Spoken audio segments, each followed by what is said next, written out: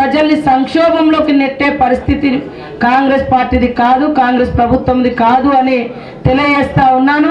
మీరందరూ ఇంత పొద్దున్నే 7 గంటలకు మరి ఇళ్ళ నుంచి ఒక పండుగ వాతావరణంలో మన ఇళ్ళకు ఇప్పుడే సంక్రాంతి వచ్చినట్టుగా, ఇప్పుడే మన ఇళ్ళల్లో నాగోబా జాతర పండుగ వచ్చినట్టుగా మీరు ఈరోజు దరఖాస్తుల కార్యక్రమంలో పాల్గొనడం చాలా చాలా సంతోషం.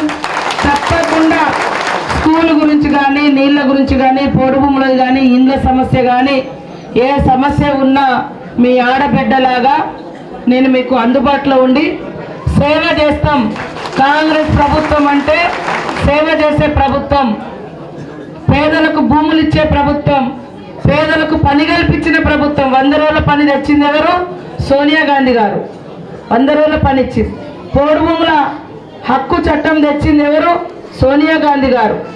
అదేవిధంగా ఇక్కడ కనపడేటువంటి ఇల్లు కూడా ఆనాటియే. ఈ రోజు వరకు ఇల్లు లేక ఎంతో మంది ఇబ్బంది పడుతున్నారు. పిల్లలకు ఉద్యోగ ఉపాధి అవకాశాలు లేక ఇబ్బంది పడుతున్నారు. ఇది గడీల పాలన కాదు, గల్లీ బిడ్డల పాలన కాంగ్రెస్ పాలన అంటే. కాబట్టి మీరు ఏదున్నా కూడా స్వేచ్ఛగా మాతో చెప్పుకోవచ్చు. అదేవిధంగా ఇది 8 రోజులు ఉంటుంది. మీరు అడావుడి పడొద్దు, ఇబ్బంది పడొద్దు. ఒక ఇంటికి ఒక దరఖాస్తు, ఆ ఇంట్లో మీ కుటుంబ సభ్యుల పేర్లు రాయండి. మీకు ఏమైనా డౌట్ ఉంటే అధికారులు ఉంటారు. ఇవాళ అయినే కాకుండా రేపు కూడా ఇంకెవరైనా ఉంటే రేపు కూడా తీసుకుంటారు, ఎల్లుండి కూడా తీసుకుంటారు. దరఖాస్తులు అన్నీ తీసుకొని మీకు ఏ పథకానికి మీరు అర్హులో ఆ పథకం మీకు అందిస్తారు.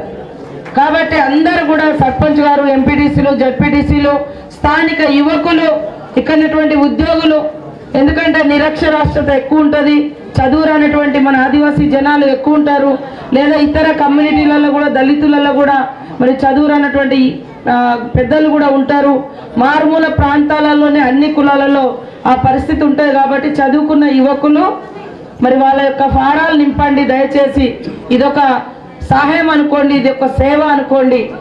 మీరందరూ కూడా మీ ఆడబిడ్డలా నన్ను దీవించినందుకు పేరు పేరున నమస్కారాలు. మేడం అని అనొద్దు, సీతక్కనే. మేడం లేదు, మేడం అంటే దూరం అయిపోతాం. సీతక్క అంటేనే మీ అక్క, మీ చెల్లె, నేను. అదే గుర్తుపెట్టుకోండి. అదే స్వాస్థ్యం. పదవులు స్వాస్థ్యం కాదు, విలువలు స్వాస్థ్యం, మంచి పనులు స్వాస్థ్యం. కాబట్టి మీరు ఎప్పుడైనా నన్ను సీతక్క అని పిలవచ్చు. మీరు ఇక్కడికి అందరికి వచ్చినందుకు పేరు పేరున ధన్యవాదాలు.